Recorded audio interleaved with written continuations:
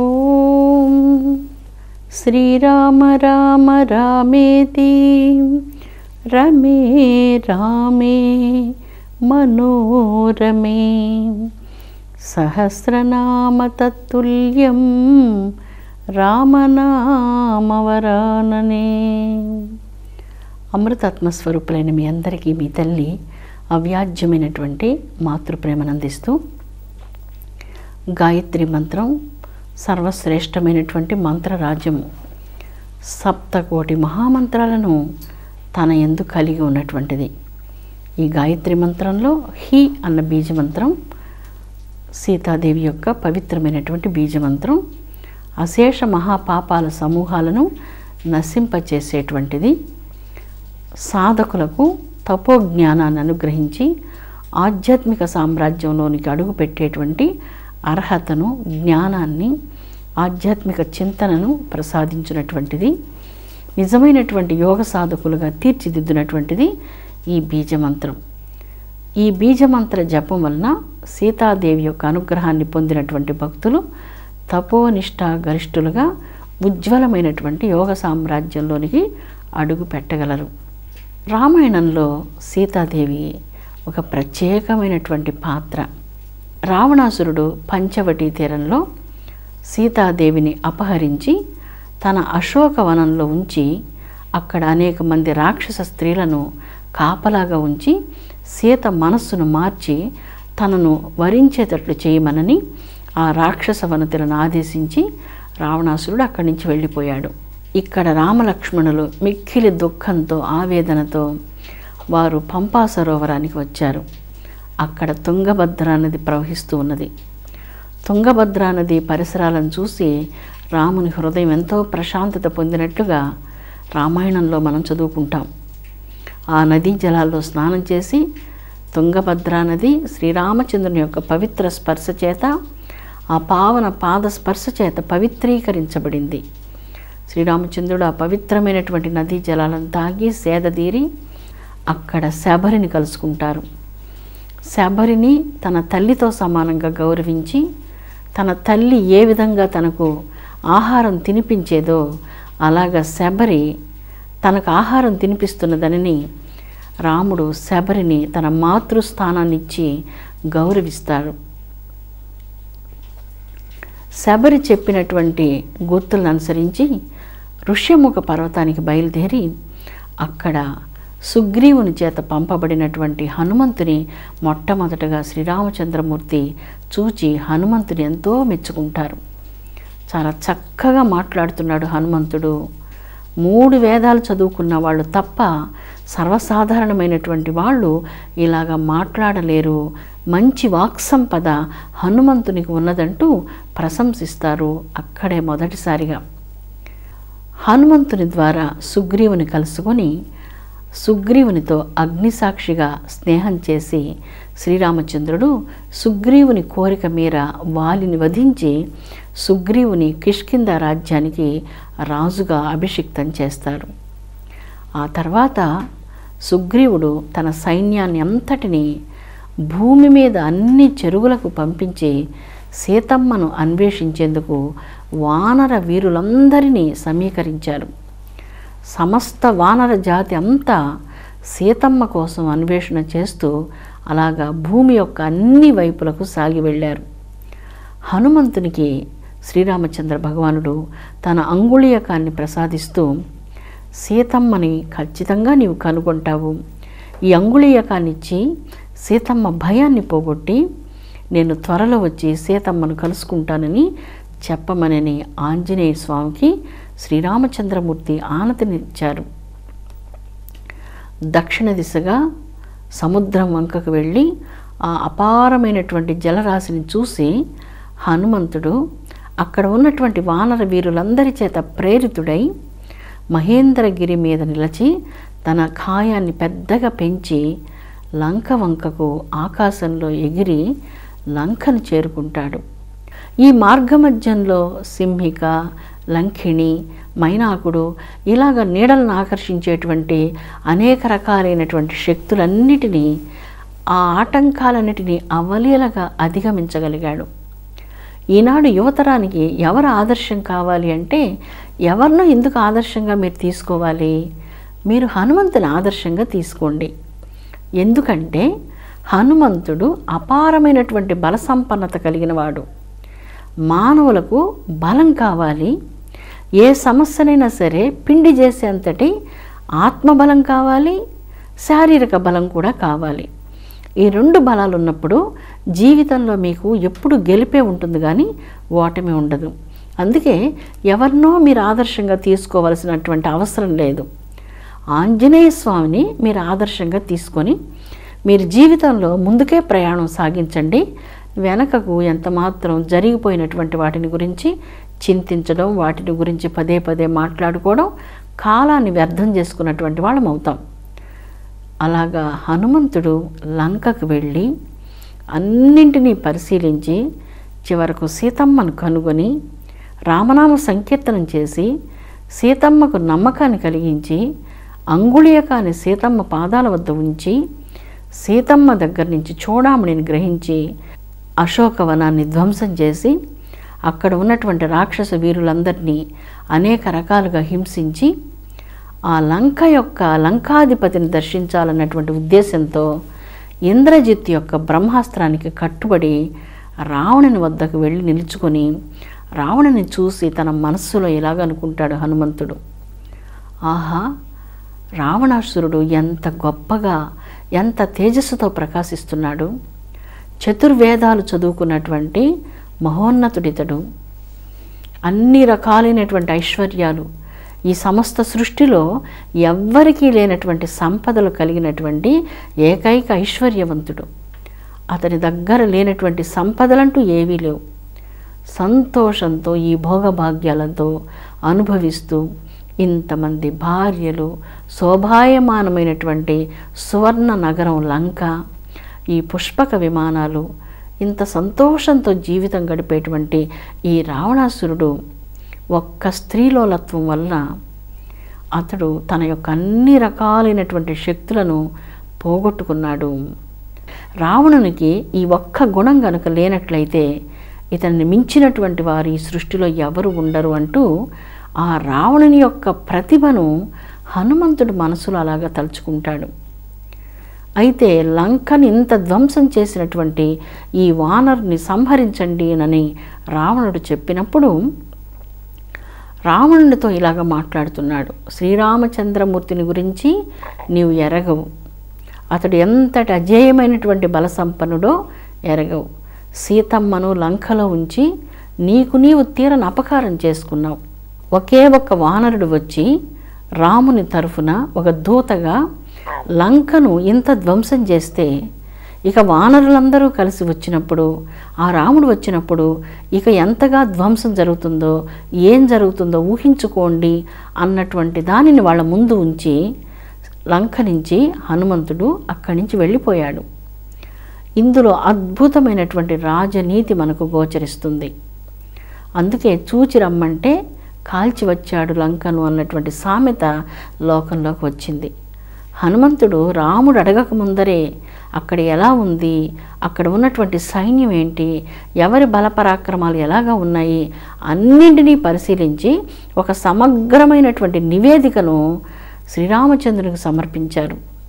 చూడామణిని తీసుకుని వచ్చి ప్రభు పాదాల దగ్గర ఉంచినప్పుడు శ్రీరామచంద్రుడు ఆ చూడామణిని దర్శించి సీతమ్మ చూడామణిని ఆనంద బాష్పాలతో నేత్రాలలో సజల నేత్రాలతో దుఃఖం పొంగిరాగా హనుమంతుని కౌగలించుకొని ఇంతకంటే నీకు నేను ఏ విధమైనటువంటి బహుమతిని ఇప్పుడు ఇవ్వలేను అంటూ తన యొక్క ఆలింగన భాగ్యాన్ని హనుమంతునికి ప్రసాదించాడు శ్రీరామచంద్రుడు. శ్రీరామచంద్రుడు ఆలింగన భాగ్యాన్ని పొందినటువంటి హనుమంతుడు దివ్య స్వరూపుడు, నిష్కామమైనటువంటి పరమభక్తి కలిగినటువంటి వాడు హనుమంతుడు. హనుమంతునితో సాటి అయినటువంటి వారు ఏ లోకాలలో కూడా ఎవ్వరు ఉండరు.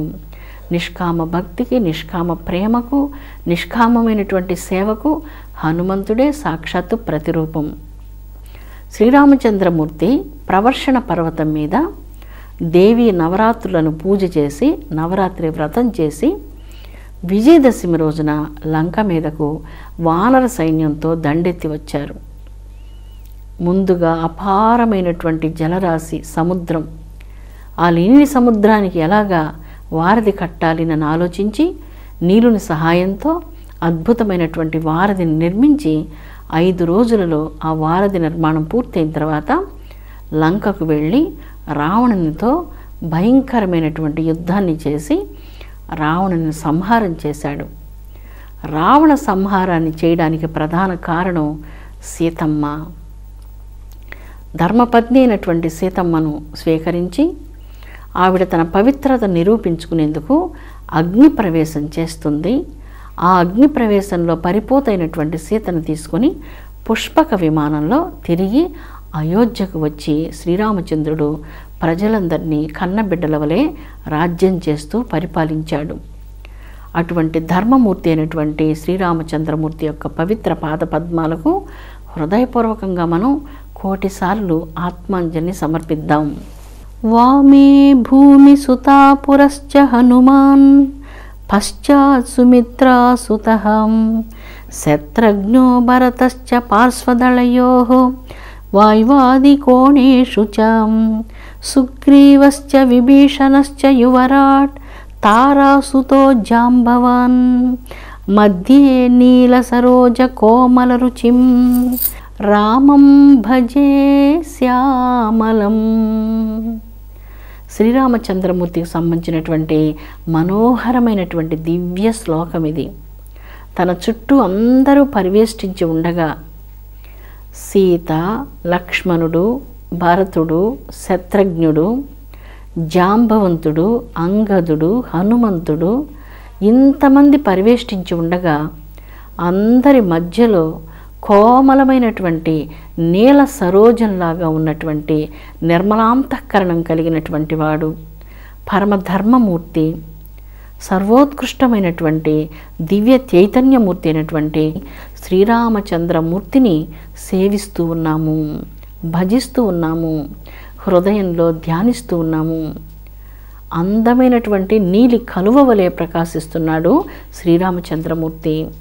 సుగ్రీవుడు, జాంబవంతుడు, అంగదుడు, భరతుడు, లక్ష్మణుడు, శత్రుఘ్నుడు, సీతమ్మ, ఆంజనేయ స్వామి అందరూ అక్కడే ఉన్నారు.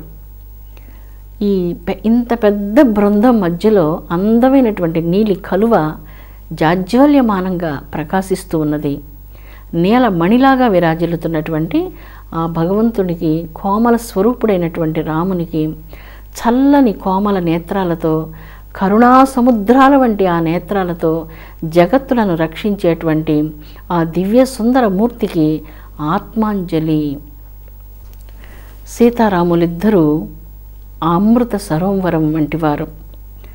సీతమ్మను రావణుడు అపహరించినప్పుడు సీతమ్మ చెప్తుంది, అసలు నీవు కుందేలు వంటి వాడివి, శ్రీరామచంద్రుడు సింహ సదృశ్యుడు, సింహాన్ని కుందేలు కోరుకోవడం చాలా అపహాస్యంగా ఉన్నది అంటూ ఇలాంటి ఉపమానాన్ని అక్కడ ప్రయోగించింది.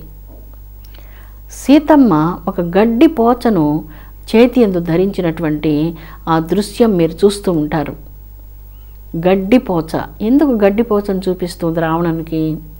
సమస్త సంపదలు, భోగభాగ్యాలు, శారీరక సుఖాలు, ఈ రకరకాల విందులు ఇవన్నీ కూడా ధర్మమూర్తి అయినటువంటి శ్రీరామచంద్ర భగవానుని యొక్క దివ్య కరుణ ముందు, ఆయన ప్రేమ ముందు ఒక గడ్డిపోచ వంటివి అన్నటువంటి దాన్ని ఆ భావన వచ్చేందుకు రావణాసురునికి నీవు ఏ ఆశలు పెడుతూ ఉన్నావో అవన్నీ కూడా నా దృష్టిలో ఈ యొక్క తృణం వంటివి అంటూ గడ్డిపోచను చూపిస్తూ ఉంది.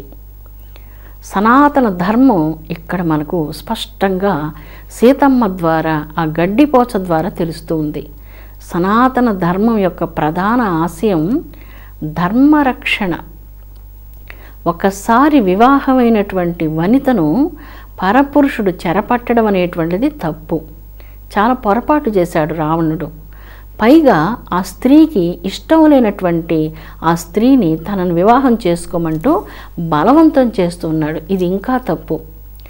మరియు అక్కడ ఉన్నటువంటి భోగభాగ్యాలను గురించి, తన సామ్రాజ్యాన్ని గురించి, తన పదవిని గురించి, పట్టపు మహిషిని చేస్తానంటూ ఇలాంటి ఆశలు ఎన్నో చూపిస్తూ ప్రతినిత్యం తాను వచ్చి మాట్లాడుతూ అక్కడ ఉన్నటువంటి వాళ్ళందరినీ కూడా ఈ ఆశలను గురించి సీత హృదయంలో ప్రేరణ కలిగించమని వారందరినీ ప్రోత్సహిస్తూ ఇవన్నీ చేస్తూ ఉన్నాడు రావణుడు.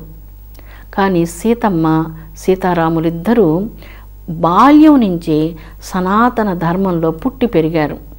వారి చుట్టూ ఉన్నటువంటి వాతావరణం సనాతన ధర్మాచరణం కలిగినటువంటి వాతావరణం. ఆ సనాతన ధర్మాచరణ వాతావరణం వారి హృదయాలలో నిండుగా పూర్తిగా నిండి ఉన్నది. అందుచేతనే ఈ సామ్రాజ్యం, ఈ పుష్పక విమానాలు, రావణాసురుడు కల్పించబోయేటువంటి పట్టపురాణి యొక్క పదవి, ఈ ఆభూషణాలు, ఈ యొక్క దివ్యమైనటువంటి దుస్తులు, ఈ భోజనాలు, ఇవన్నీ సీతమ్మ కోరుకోవటం లేదు. అలాంటి కోరికలే సీతమ్మకు ఉంటే అసలు సీతమ్మ రామునితో వనవాసానికి వచ్చి ఉండేదే కాదు. మంచి భోజనాలు చేస్తూ, బంగారు ఉయ్యాలలో ఊగుతూ, పట్టు వస్త్రాలు ధరిస్తూ తను అయోధ్యలోనే ఉండేది. 14 సంవత్సరాల తర్వాత ఎలాగూ రాముడు వస్తాడు, అప్పుడే మనం రాముడిని చూడవచ్చు. ఈ భోగభాగ్యాలను వదులుకొని ఎందుకు అరణ్యాలకు వెళ్ళాలి ననని సీతమ్మ ఆలోచించలేదు. సీతమ్మ శ్రీరామచంద్రుని యొక్క పాదార విందాలనే కోరుకుంది, ధర్మాన్ని కోరుకుంటుంది. ఆ ధర్మ చింతన వలన సీతారామచంద్రులిద్దరూ కూడా అమృత సరోవరం లాంటి వాళ్ళు అయ్యారు. రావణాసురుడు తన స్వార్థంతో ఒక మురికి కాలం వలె వాళ్ళ యొక్క దివ్య వ్యక్తిత్వం ముందర వెలవెలబోతూ ఉన్నాడు. అందుకే సంపదల వలన, వేషభూషణాల వలన మానవునికి అత్యున్నతమైనటువంటి స్థితి లభించదు.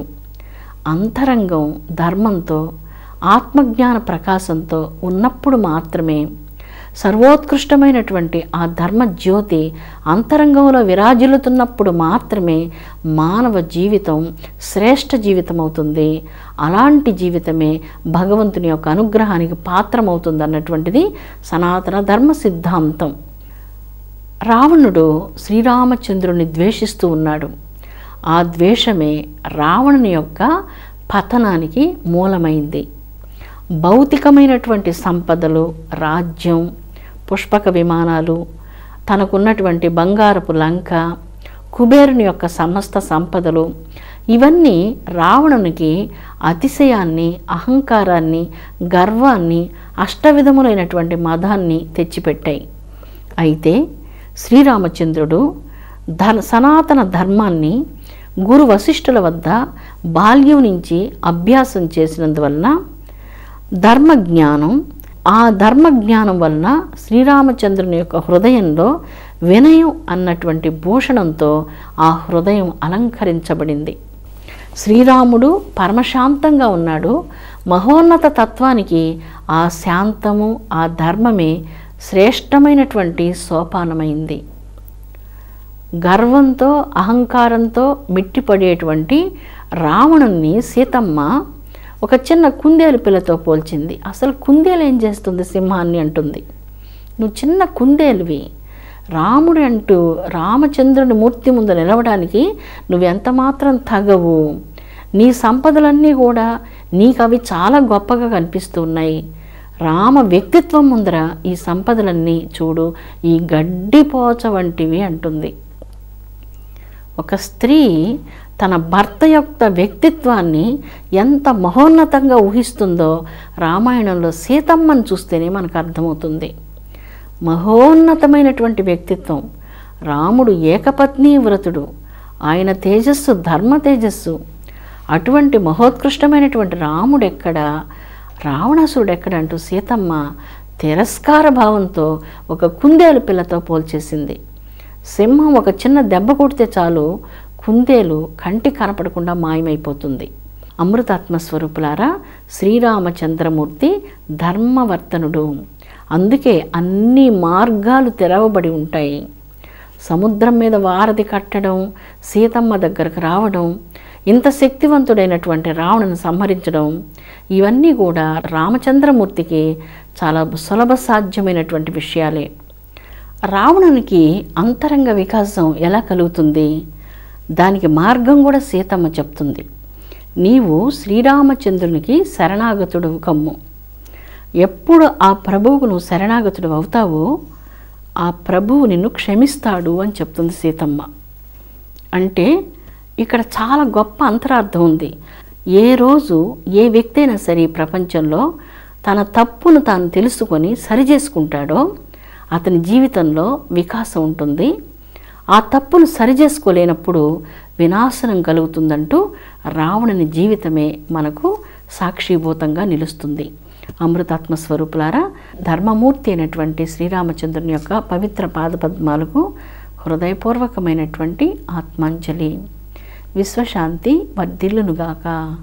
ఓం శాంతి శాంతి శాంతి.